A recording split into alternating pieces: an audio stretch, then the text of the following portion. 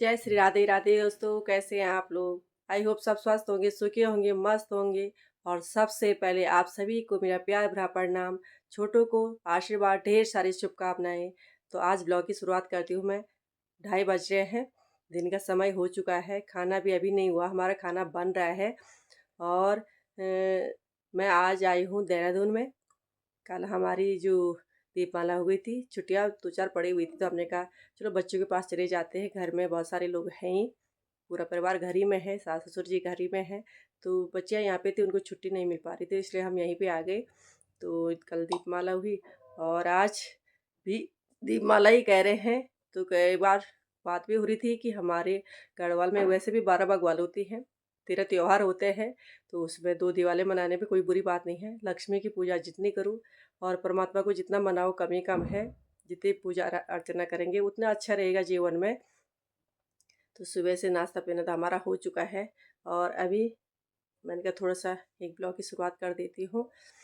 तो आपका आशीर्वाद और शुभकामनाएं बनी रहें। जो आज मैंने सुबह सुबह एक वीडियो देखी और जो ओहो पहाड़ी जी जिनकी शादी हाल ही में हुई है, 1 डेढ़ महीने उनका हुआ है। तो वो मैं बस जब उनकी शादी हुई तभी मैंने उनका नाम सुना, तो उन्हीं पे मैं आज एक वीडियो बनाने की सोच रही हूँ। और शायद आपको अच्छी भी लगेगी, क्योंकि उन्होंने जो शादी की है वो की है नेपाल से।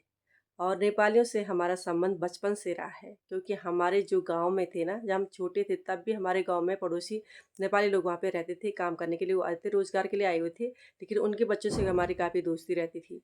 फिर हम कॉलेज में गए तो वहाँ भी हमारे जो दोस्त थे वो नेपाली थी। आरती छेत्री, आप भी उसका नाम मुझे याद है, वो भी रहते। हम गोपेश्वर में पढ़े हुए हैं, तो वो हमारे साथ गोपेश्वरी में थी। कॉलेज पढ़ा था हमने, इंटर में भी थी, फिर कॉलेज टाइम पे भी थी। तो अच्छा लगा था उसके दोस्ती। लोग नेपाली लोग बहुत अच्छे होते, दिल के बहुत बहुत अच्छे होते हैं। और उनका व्यवहार बहुत ही किस कैसे हेल्पफुल व्यवहार होता है। वो हर समय किसी की मदद करने के लिए तत्पर तैयार रहते हैं। अच्छा लगता है हमें उनके साथ में। फिर हम ससुराल में आए तो वहाँ भी जो नेपाली हैं, काम करने वाले भी हैं, वहाँ पे मज़दूर भी हैं। तो उनके साथ भी हमारा उठना बैठना रहता ही है। उनकी बातें हम पता करते रहते हैं कि उनके नेपाल में क्या क्या होता है। हमारे यहाँ के बारे में तो उनको पता है, लेकिन क्या अपने नेपाल के बारे में वो हमसे बताते रहते हैं। कई वीडियो मैंने आपको शेयर भी किए हैं कि भाई नेपाली लोगों की ऐसे प्रथाएं होती हैं, ऐसे उनके रीति रिवाज हैं। हर चीज़ को मैं आपको बताती भी रहती हूँ। क्या उनकी भाषा कैसी है, ये यहाँ आके के उनको कैसा लगता है, हिंदी वो कैसे सीखते हैं। तो सब कुछ ज़्यादा अंतर नहीं है हम लोगों उन लोगों में। और लगभग परंपराएं रीति रिवाज भी लगभग एक जैसे ही हैं, कोई ज़्यादा अंतर भी नहीं दिखता है। खान पान में भी ज़्यादा अंतर नहीं है। सभी वो भी वैसे ही बनाते हैं, हम भी वैसे ही बनाते हैं, ज़्यादा अंतर उसमें भी नहीं है। और शायद में वो हमारा पड़ोसी देश भी है, उनके यहाँ के हमारे यहाँ आते रहते हैं। तो मतलब वही कह रही थी कि बस जो हमारे यहाँ की जो सोनी नाम जो जिसको मैं दिखाती रहती हूँ, तो बोल रही थी कि ज़्यादा अंतर नहीं है, हमें यहाँ बहुत अच्छा लगता है। हमारा तो खैर पैदाइशी यहाँ है, लेकिन जो वहाँ से भी आते हैं उनको ज़्यादा 1-2 महीने लगता है थोड़ा सा अलग सा, लेकिन उसके बाद वो भी मिल जाते हैं। तो सबसे पहले ओहो पहाड़ी जी को यानी अंकित भुल्ला को मेरी बहुत बहुत बधाई, हार्दिक शुभकामनाएं कि उनकी जोड़ी हमेशा सलामत रहे, उनके बीच में ये प्यार हमेशा बना रहे। और जो उनका सहज स्वभाव है वो हमेशा यूं ही बना रहे। और साथ में जो उनकी जिनसे उनसे शादी की है, जो उनकी पत्नी है, वो भी बहुत छोटी है, हमारे तो बेटी की उम्र की हैं। तो उस बिटिया को भी बहुत बहुत बधाई कि उसने जो हमारे उत्तराखंड को चुना और यहाँ से उन्होंने शादी की। वो यहाँ आई, यहाँ का कल्चर उसको अच्छा लगा। तो इसको भी मुझे बहुत खुशी है कि नेपाल वाले हमारे यहाँ पसंद कर रहे हैं। और नेपाल है हिंदू राष्ट्र, तो उस उनमें ज़्यादा हम में अंतर है नहीं। तो उस बिटिया को भी बहुत बहुत बधाई। और साथ में खुशी की बात एक और भी है कि वो जब यहाँ पे आई तब उन्होंने ब्लॉगिंग शुरू की। उसके बाद इतनी जल्दी आगे बढ़ना, ये तो अपने में तारीफ़ लायक है। बहुत ही अच्छा अच्छा ब्लॉगिंग वो करती हैं। और बहुत एकदम से और खुशी इस बात की भी है कि मैंने जब चैनल देखा तो उनका मोनेटाइज भी हो गया है। तो इतने कम समय में मोनेटाइज होना तो बहुत ही बड़ी बात है। और वो हमारे लिए एक प्रेरणादायक भी है कि भाई कोई भी काम कठिन नहीं है। मैंने छोटा हो, बड़ा हो, किसी के लिए कोई काम कठिन नहीं है। बस उसको इंटरेस्ट होना चाहिए और उसमें उसकी लगन होनी चाहिए, तो वो अपने कामों को आगे बढ़ा सकता है और कुछ भी जीवन में हासिल कर सकता है।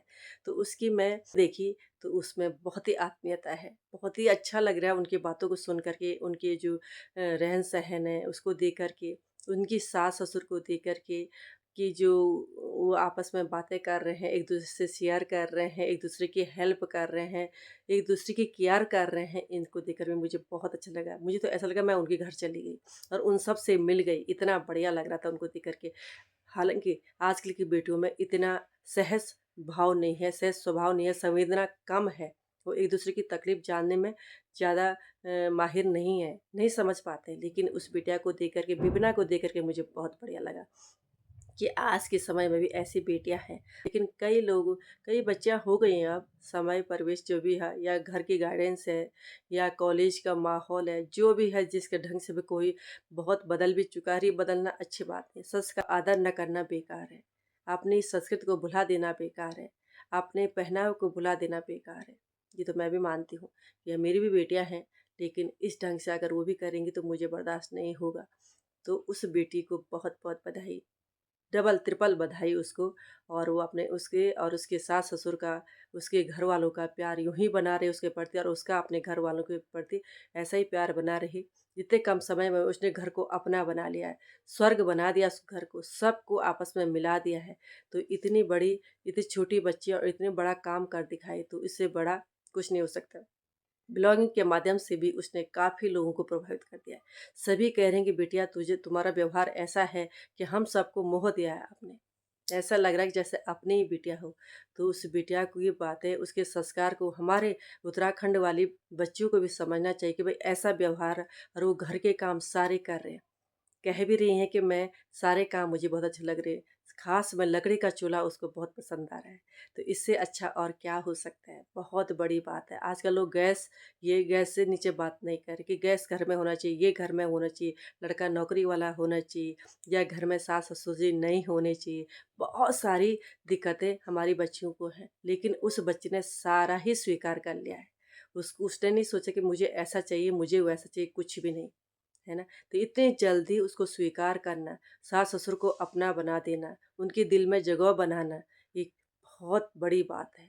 ये हमारे लिए भी एक प्रेरणा की बात है कि वाक़ई बात सही है। उनके माँ-बाप को भी मैं प्रणाम करती हूँ, धन्यवाद करती हूँ कि आपने बच्ची को इतने अच्छे संस्कार दिए हैं। जो बच्ची अपने सास-ससुर को अपने माँ-बाप से भी ज़्यादा मानती है, उस बच्ची को आपने पाला है, पोसा है और दूसरे देश में भेजा, सबसे बड़ी बात दूसरे देश में भेजा, उन लोगों पे विश्वास किया। तो उनको भी धन्य है कि जो उन्होंने इतना बड़ा जिगर रखा, इतना बड़ा दिल रखा, अपने बेटे को नेपाल से भारत और वो भी उत्तराखंड में भेज दिया और उसको उसकी कुशलता की कामना वो भी करते होंगे। तो मुझे भी ओहो पहाड़ी यानी अंकित बुला से यही उम्मीद है कि उस बच्ची को हमेशा स्वस्थ खुश रखेंगे, उसको हमेशा उसकी जो इच्छाएँ हैं उनको पूरी करेंगे, क्योंकि उन्होंने अपने परिवार के लिए, आपके परिवार के लिए बहुत कुछ दे दिया है। तो आपकी जोड़ी हमेशा सलामत रहे और आप हमेशा खुश रहें। और एक ओहो पहाड़ी के नाम से मैं एक बात और भी बोलना चाहती हूँ कि ओहो से मैंने समझा कि जो ये लोग ब्लॉगिंग कर रहे हैं ना, उनके आगे काफ़ी ब्लॉगिंग हुई। काफ़ी लोगों ने उनकी शादी में ब्लॉग बनाए, उसमें ब्लॉग है, बहुत आगे वो पहुँचे भी। उनको सभी को भी बहुत-बहुत धन्यवाद कि वो आप बहुत आगे पहुँचे। तो ओहो से मैंने सोचा ओहो कुछ नहीं है, ये किस काम का, नहीं बोलते हमारे गढ़वाले में, ओहो ये भी तो ऐसा ही है। तो मैंने ओहो पढ़ा, मैंने कहा ऐसा क्यों बोल रही है ओहो? तो जब मैंने ब्लॉग पूरा देखा तब मुझे लगा यार ओहो तो उनका चैनल का नाम है।